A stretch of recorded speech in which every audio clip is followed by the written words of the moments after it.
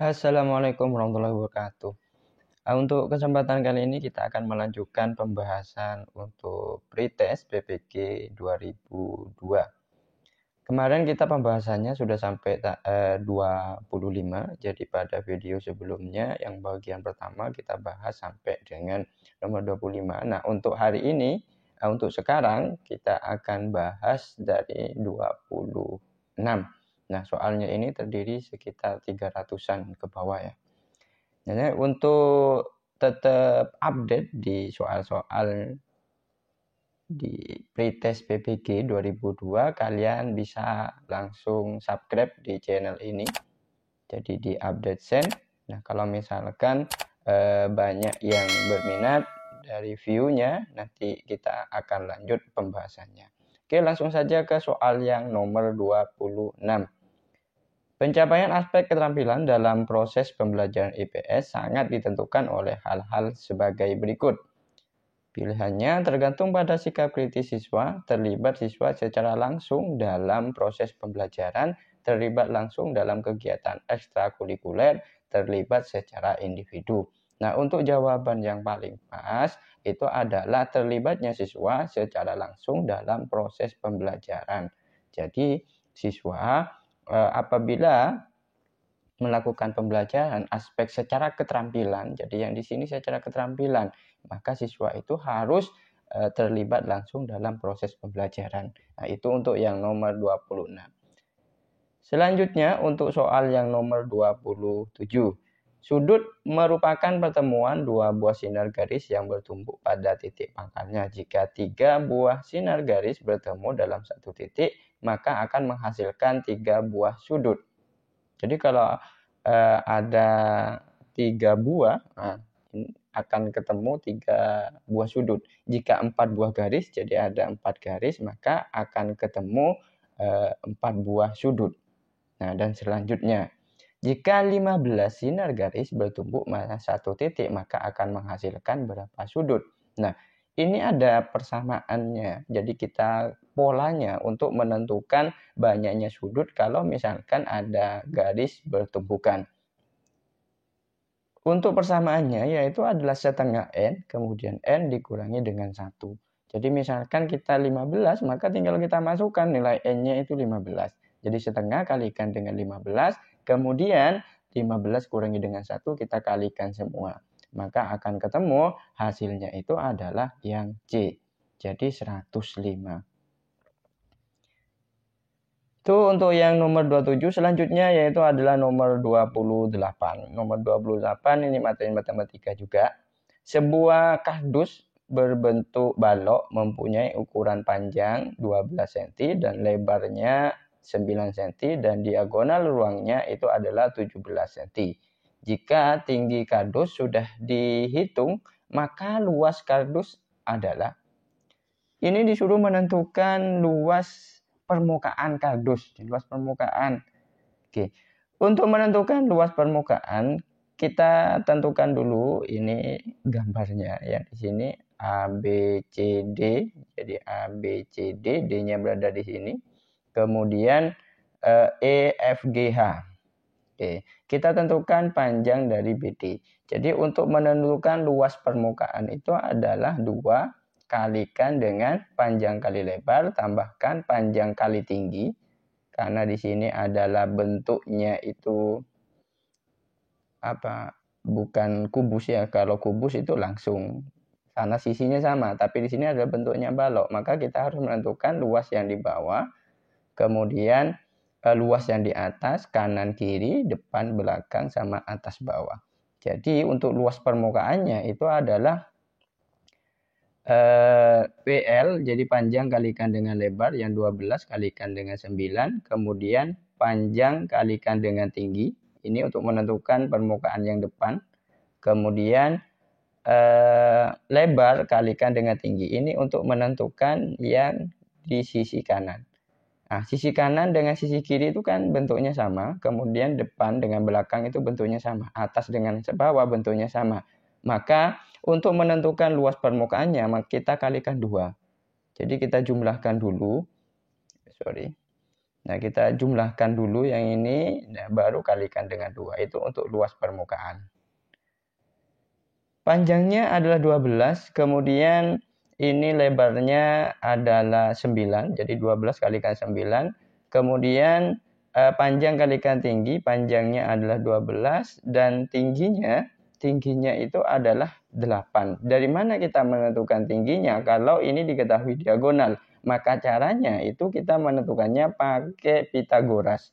Jadi panjang BD, jadi yang di sini panjang BD itu sama dengan akar dari AD. Jadi AD-nya yang di sini posisinya. Kemudian yang ditanyakan itu BD dulu.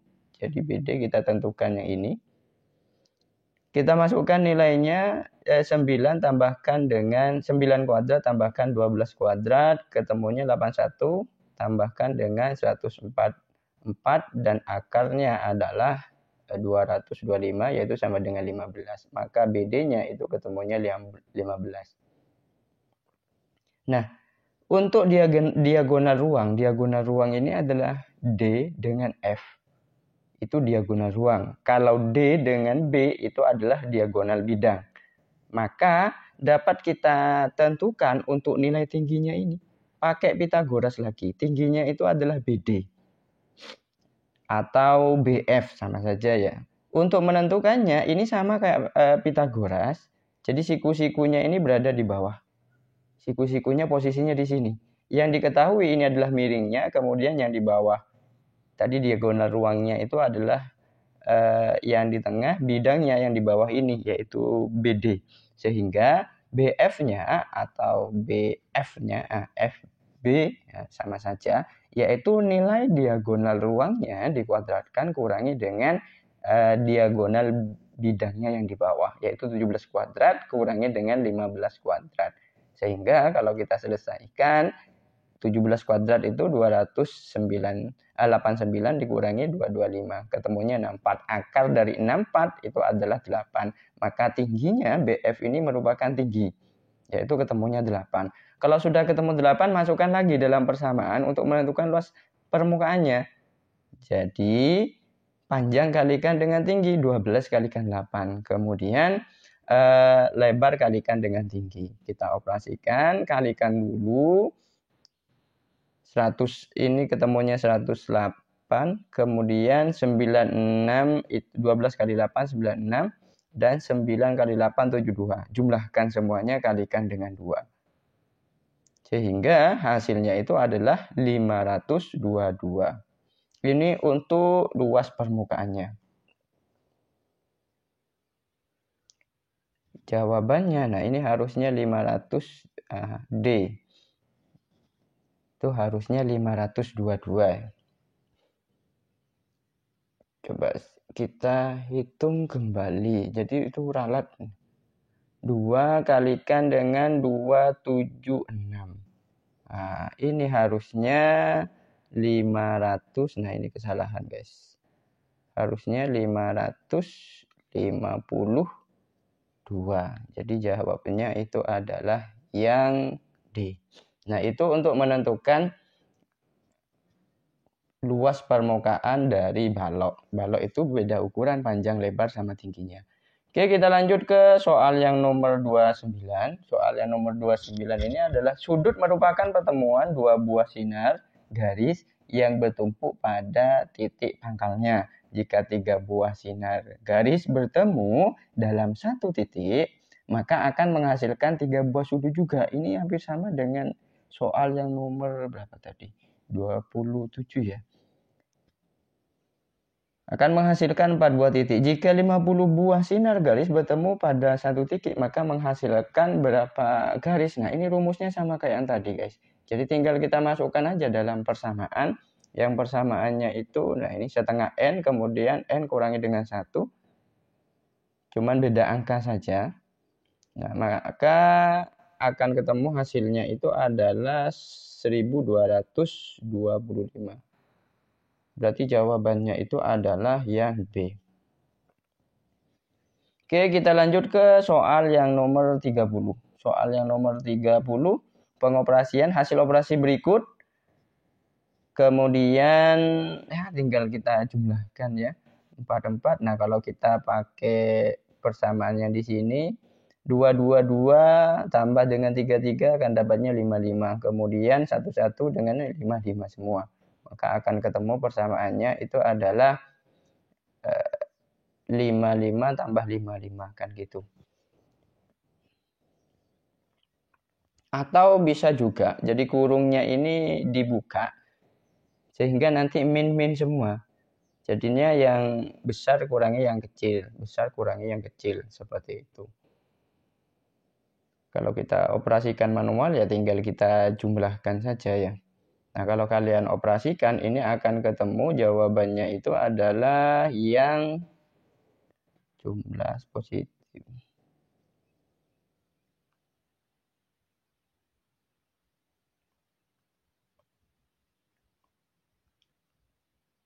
23, 32, 41. Hasilnya 0. Udah sama saja ini hasilnya 0. Udah ada hasilnya.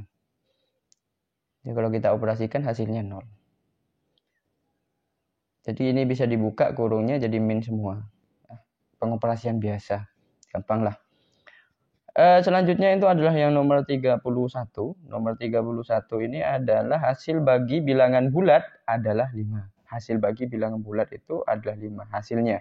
Jika jumlah kedua bilangan bulat tersebut adalah 36.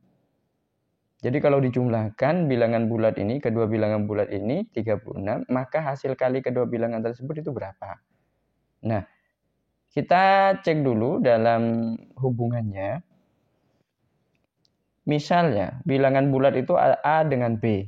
A bagi dengan B itu hasilnya 5. Maka sama saja kita buat persamaan yang ini. A sama dengan 5B. A tambah dengan B itu sama dengan 36. Berarti A-nya tadi kan dapatnya 5B. Maka A yang di sini kita ganti menjadi 5B. Sehingga dapatnya 6B sama dengan 36. Maka nilai B-nya ketemu. Yaitu ketemunya 6. Kalau sudah nilai B-nya ketemu 6, maka nilai A-nya dapat kita tentukan. Karena A itu sama dengan 5B. 5 kalikan dengan 6 ketemunya 30. Ya kalau kita kalikan A kalikan dengan B, yaitu ketemunya adalah 180. Jadi jawabannya 31 itu adalah yang B. Selanjutnya nomor 32. Wah, 32 ini gabung jadi satu ya. Tertumpuk.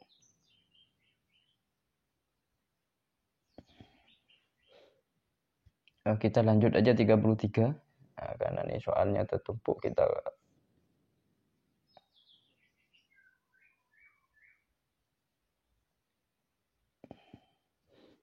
ke nomor 33.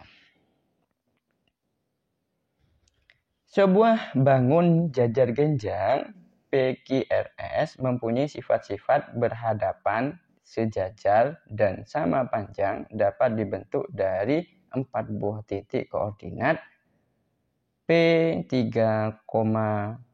min 3, kemudian 2. Q-nya 0,4 dan R-nya 4,4. Maka koordinat titik S-nya adalah, nah, kalau seperti ini bisa digambarkan. Jadi koordinatnya itu bisa kita buat. Kalau kita buat koordinat min 3 berarti nilai X-nya min 3. Min 3 anggap aja posisinya di sini. Ini min 3. Kemudian setelah itu 2. Y-nya adalah 2. 2 posisinya di sini. Berarti posisi koordinatnya itu berada di sini. Koordinat P. Anggap di sini adalah 2. Posisinya P itu di sini. Kemudian kalau sudah ketemu nilai P-nya, Q-nya itu 0, kemudian 4. Posisinya anggaplah Q itu di sini.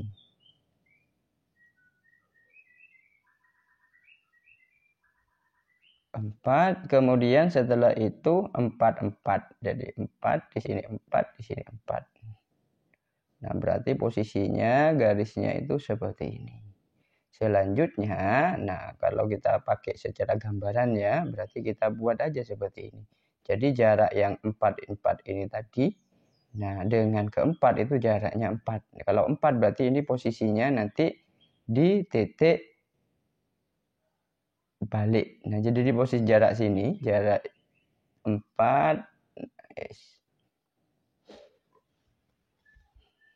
Ini posisinya min 3, kemudian di sini adalah 2. Berarti tetap aja posisinya di 2.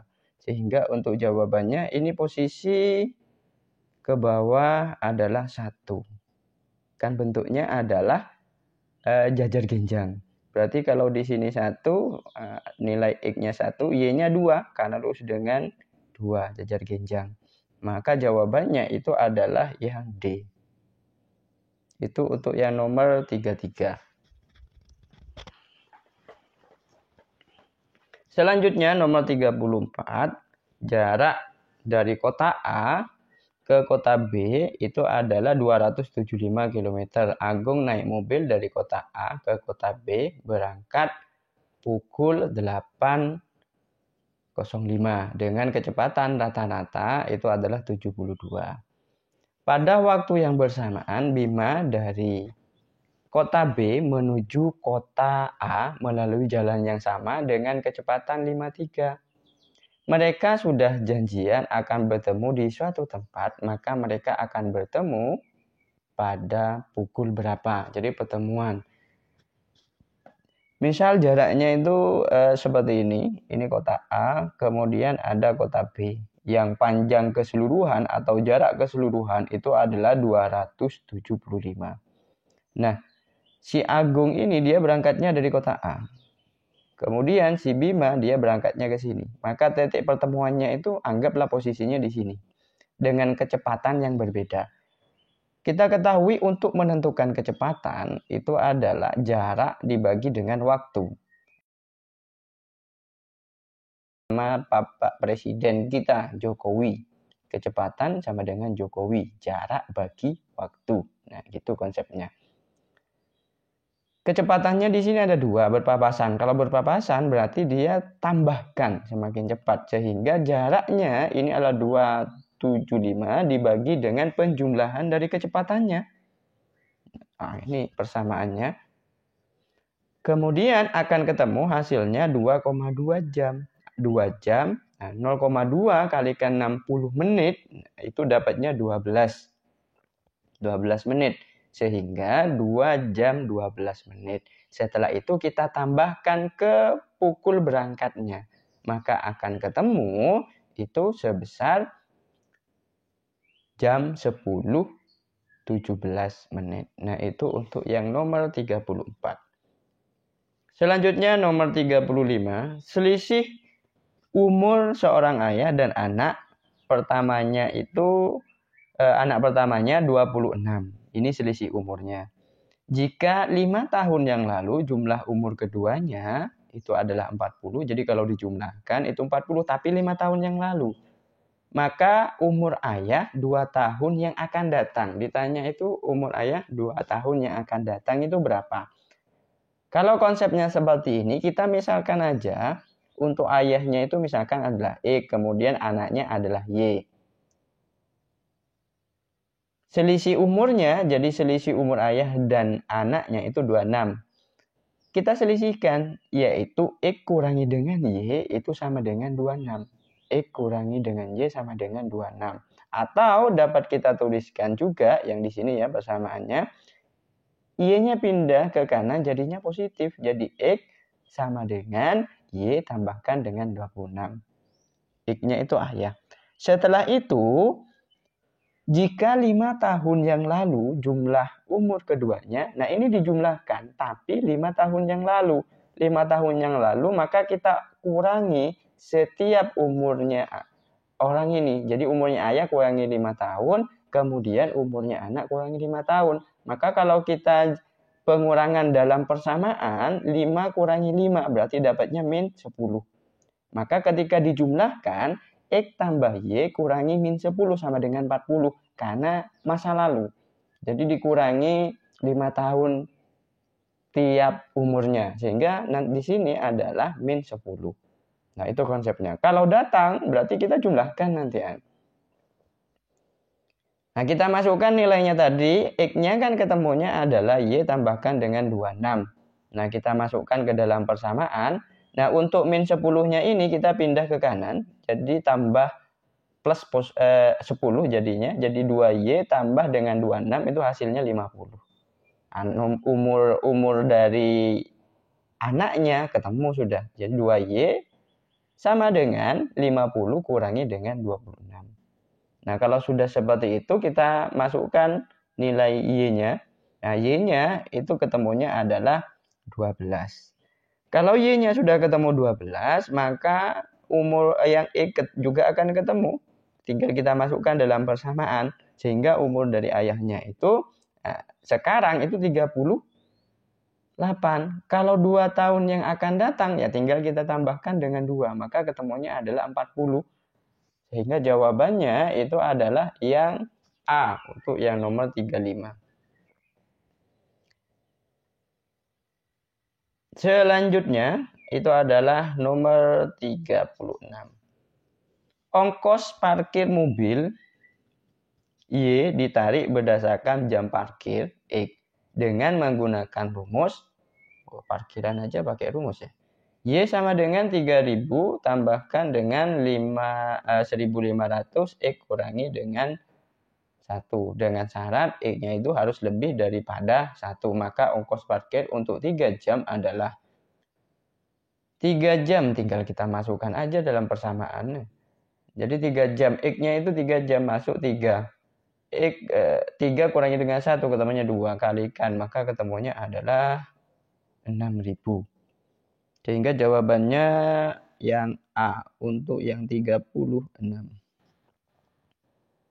Selanjutnya nomor 37. Pada saat kita memasak air sampai mendidih, menurut hukum fisika, jika air sudah mendidih, maka suhunya menurut hukum fisika, tidak dapat ditingkatkan lagi kebutuhan. Menurun secara drastis akan terus meningkat sesuai mulai menurun sampai titik 0. Jadi kalau air itu sudah mendidih, maka suhunya itu sudah tetap. Dipanaskan lagi juga tidak akan naik, karena sudah ada batasnya. Batasnya air mendidih itu adalah 100 Celcius. Terus kalornya itu dibuat apa? Yaitu mengubah wujud dari cair menjadi gas. Sehingga jawaban yang paling pas itu adalah yang A. Tidak dapat ditingkatkan lagi. Jadi suhunya tidak akan naik lagi meskipun dipanaskan secara terus-menerus. Oke, kita lanjut nomor 38. Setelah melakukan penelitian tentang gejala alam biotik perlu disusun kesimpulan dan saran untuk kegiatan berikutnya. Laporan penelitian, sistematika laporan penelitian, yang D kesimpulan hasil penelitian. Kita melakukan penelitian tentang gejala alam, maka harus ada pelaporannya, harus ada datanya. Jadi jawaban yang paling pas itu adalah yang D. Nomor 39. Modal pembelajaran berbasis masalah dapat digunakan dalam pembelajaran PKN untuk mencapai pembelajaran efektif berpusat pada peserta didik. Salah satu ciri pembelajaran yang berpusat pada peserta didik sebagai fasilitator. Salah satu tujuan tugas fasilitator adalah memberikan kesempatan kepada peserta didik untuk menerapkan keterampilan dalam berpikir tingkat tinggi dalam memecahkan masalah. Memberikan fasilitas peserta didik untuk aktif merumuskan dan memecahkan masalah secara mandiri baik pada kegiatan individu maupun kelompok sebagai proses membangun pengetahuan dan keterampilan berpikir. Memberikan penjelasan kepada peserta didik tentang hal-hal yang harus dilakukan serta memotivasi untuk belajar aktif sehingga menjadi pembelajaran yang mandiri. Menyelaraskan bahan ajar dengan kemampuan peserta didik untuk memecah masalah. Nah, yang paling betul, yang paling pas itu adalah yang nomor 39 itu adalah yang B, yaitu memfasilitasi peserta didik untuk aktif merumuskan dan memecahkan masalah secara mandiri. Jadi menemukan sendiri. Jadi sesuai dengan kurikulum pangkat 13. Jadi peserta didik itu dituntut atau memfasilitasi, membimbing untuk memecahkan sendiri. Sehingga jawabannya 39 itu adalah yang B. Selanjutnya yang nomor 40. Jika hutan-hutan banyak ditebangi oleh manusia yang tidak bertanggung jawab secara terus-menerus dan tidak ada penanaman kembali, maka akan mengakibatkan pertahanan tanah meningkat, kadar peretakan tanah, kesuburan tanah berkurang, hutan, banjir, dan suhu meningkat. Nah, ini yang paling sangat mengakibatkan itu adalah banjir. Kalau hutan sudah ditebang, berarti terjadinya banjir. Lanjut nomor 41. Dalam menggunakan media pembelajaran PKN, maka berikut ini yang tidak perlu diperhatikan. Satuan pendidikan SD dengan kelas rendah dan kelas tinggi. Harus diperhatikan kalau seperti ini ya. Karakteristik siswa. Perlu diperhatikan. Pembelajaran lebih menekankan pada pengalaman dan pembiasaan. Ditekankan. Pengetahuan dan pengertian yang kompleks dari siswa. Nah, yang paling pas itu adalah yang D. Nomor 41. Untuk media pembelajaran yang tidak perlu diperhatikan, yaitu pengetahuan dan pengertian secara kompleks. Selanjutnya yang nomor 42. 42. Guru menggunakan metode kontekstual sebagai salah satu syarat agar IPS memiliki kekuatan bahwa materi kajian meaningful berarti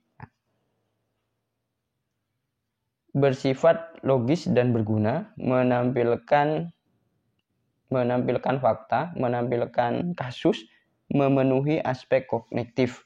Oke, nah untuk yang ini adalah harus meaningful itu pembelajaran bermakna. Bermakna itu berarti dia harus logis dan berguna. Yang A, 42. Selanjutnya 43. Tuti dan Maria dua kakak beradik, keduanya putri R. Wirajmaja, mantan wedana di daerah Banten. Meskipun Tuti dan Maria bersaudara, sifat keduanya sangat berbeda. Tuti seorang pendiam dan selalu berhati-hati dalam menuturkan kata. Dia lebih banyak menggunakan akal dan pikiran daripada perasaan. Sebaliknya, Mario seorang gadis lincah yang periang, tetapi juga mudah murung. Gadis ini lebih banyak menurutkan perasaannya. Watak tokoh Tuti dalam kutipan tersebut. Oke, yang ditanya ini yang Tuti. Pendiam berhati-hati berpikir logis. Ini yang punyanya sifatnya ya. Ini sudah. Dari mana? Nah, dari ini. Tuti seorang pendiam dan selalu berhati-hati dalam menuturkan kata. Jadi itu di penyimpulannya. Untuk yang nomor 43. Kalau misalkan yang D, misalkan pendiam, pemalu, dan berhati-hati. Tidak ada kata-kata pemalu. Oke, kita lanjut nomor 44. Pada saat peserta didik melakukan eksperimen atau eksplorasi, guru memberikan kesempatan kepada peserta didik untuk mengumpulkan informasi sebanyak-banyaknya yang relevan untuk membuktikan benar atau tidaknya hipotesis. Data dapat diperoleh melalui membaca literatur, mengamati objek, wawancara dengan narasumber, melakukan uji coba sendiri, dan sebagainya. Langkah terakhir, peserta didik menggeneralisasi atau menarik kesimpulan kegiatan di atas merupakan langkah pembelajaran. Oke, untuk yang nomor 44, berarti dia langkahnya ini termasuk sudah BPM. Nah, lanjut nomor 45.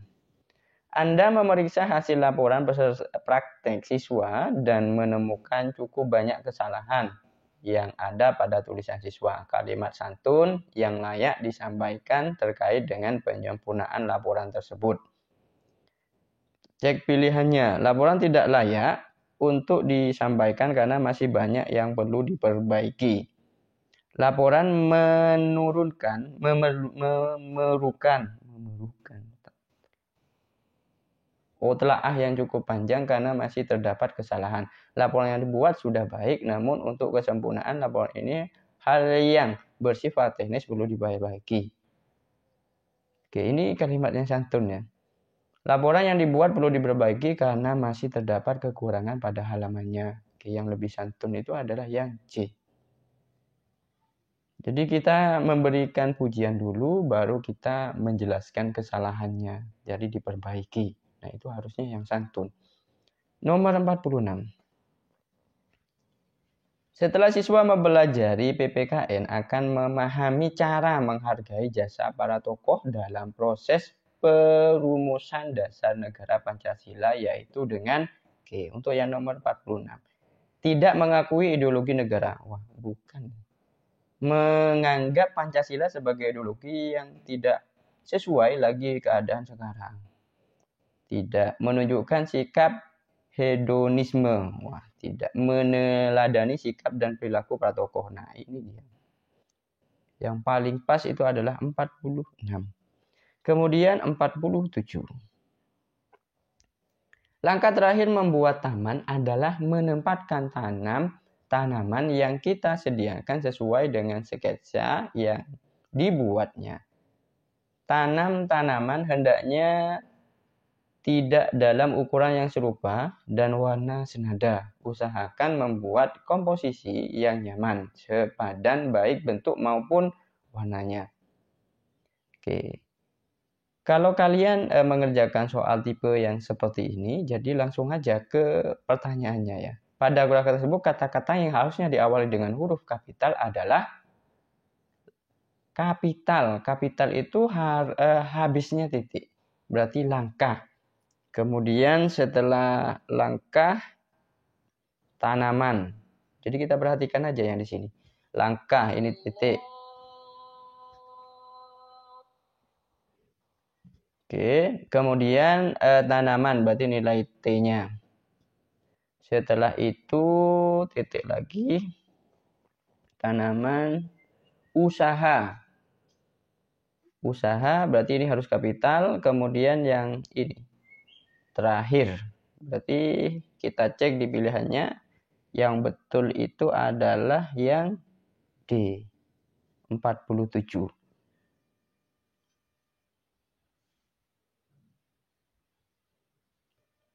Oke, kita lanjut 48. Penerapan prinsip belajar secara berkesinambungan pada pembelajaran IPA adalah diawali dengan menggali konsep, melakukan pengamatan, baru membuat kesimpulan. Nah, ini sudah betul ini. Penerapan prinsip belajar secara berkesinambungan, terus-menerus kesinambungan terus-menerus pada pembelajaran IPA adalah diawali dengan menggali konsep dulu, melakukan pengamatan, baru membuat kesimpulan. Belajar diawali dengan contoh, baru ke materi yang sulit. Enggak. Belajar materi IPA baru dilanjutkan dengan diskusi kelompok. Belajar materi IPA sepanjang hari sampai menguasai. Sampai sepanjang hari tidak makan, tidak tidur. Oke, yang paling pas itu adalah yang A. Selanjutnya nomor 49.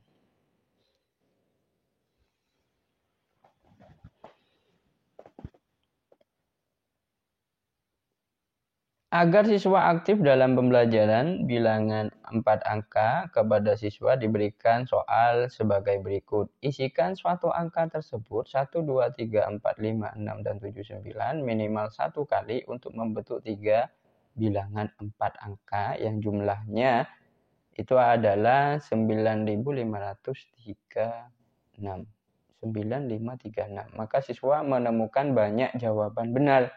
Hal ini dapat mencerminkan pendekatan pembelajaran. Kalau tipe seperti ini berarti satu soal memiliki beberapa jawaban yang benar. Kenapa? Karena di sini tipenya adalah banyak siswa yang menemukan jawaban yang benar. Nah, kalau konsep seperti itu berarti ini adalah divergen atau disebut dengan open end. Nomor 50. Dalam kegiatan menganalisis gejala alam abiotik, perlu upaya sadar dan terencana yang memadukan lingkungan hidup termasuk sumber daya ke dalam proses pembangunan untuk menjamin kemampuan, kesejahteraan, dan mutu hidup generasi masa kini dan generasi masa depan. Kita cek jawabannya. Pembangunan berkelanjutan yang berwawasan lingkungan hidup. Pembangunan berbasis lingkungan hidup untuk menyiapkan kehidupan bagi generasi masa kini dan masa depan. Pembangunan daya dukung lingkungan untuk generasi masa kini dan masa depan. Pengelolaan lingkungan berkelanjutan untuk generasi masa kini dan masa depan.